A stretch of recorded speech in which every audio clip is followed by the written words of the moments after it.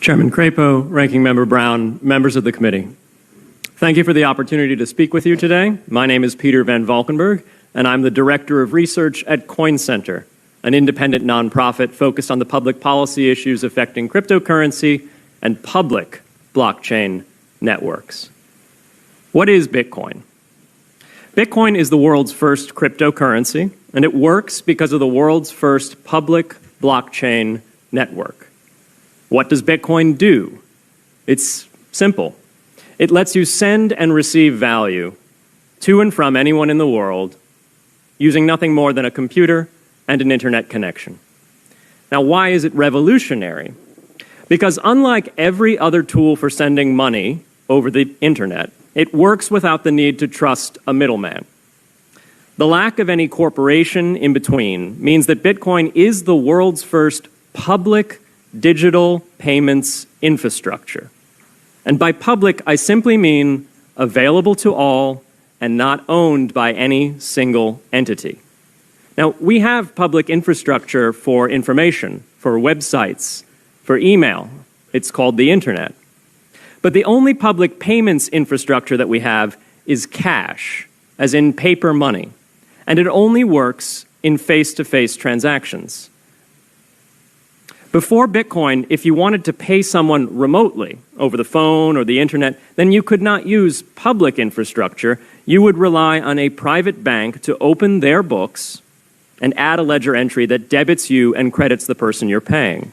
And if you both don't use the same bank, well, then there'll be multiple banks and multiple ledger entries in between.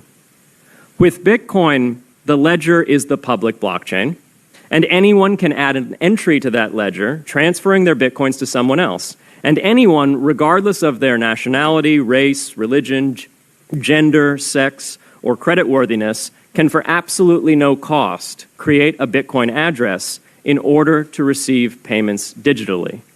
Bitcoin is the world's first globally accessible public money. Is it perfect?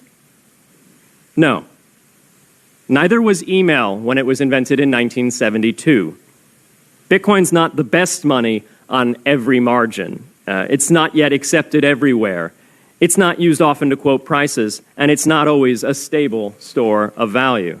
But it is working, and the mere fact that it works without trusted intermediaries is amazing. It's a computer science breakthrough, and it will be as significant for freedom, prosperity, and human flourishing as the birth of the internet. And Bitcoin is just the beginning. If we can replace private payments infrastructure, then we can replace other private choke points to human interaction as well.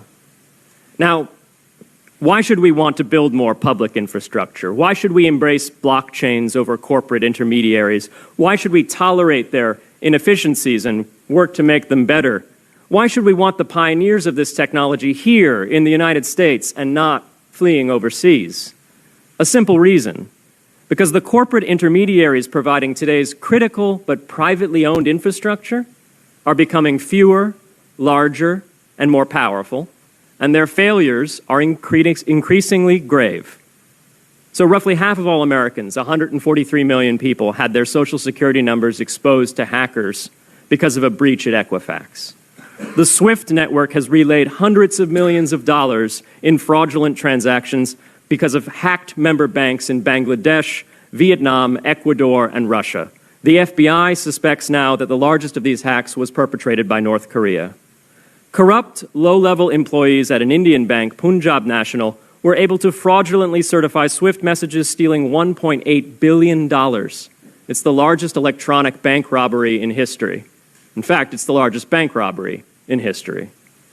In October 2016, an estimated 1.2 million internet-connected devices were hacked and turned into a botnet that for several hours made prominent websites unavailable across Europe and North America, including CNN and Fox News, the New York Times, and the Wall Street Journal.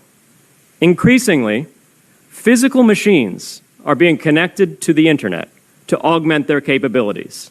They're wired through servers that are owned and maintained by private and trusted intermediaries, the so-called Internet of Things. Pacemakers from St. Jude's Hospital have been hacked. Baby monitors from TrendNet have been hacked.